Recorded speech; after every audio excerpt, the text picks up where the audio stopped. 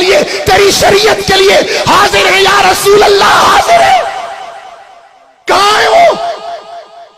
कहां है वो जो उम्मत को कहे, जो कश्मीर के उस मासूम बच्चे को कहे, ए मेरे बच्चे, तेरी आंखों में मायूसी नहीं रहेगी, उम्मत का लश्कर कौमियत, लिसानियत, सुबाइयत, जोग्राफियत को रौंद कर श्रीनगर पहुंचेगा।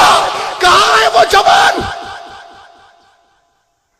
कश्मीर जिंदाबाद, पंजाब जिंदाबाद, जिए बलोच, जिए सराइकी, जिए पंजाबी। और तुम तब जियोगे जब इस्लाम जिंदा होगा। किस चक्कर में उम्मत को डाल दिया? मेरे अली गिलानी की आंखें पथरा गई, उम्मत नहीं उठी।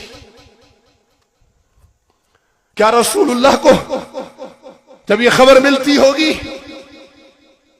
कि मेरी उम्मत की मासूम बच्चियां कट गई,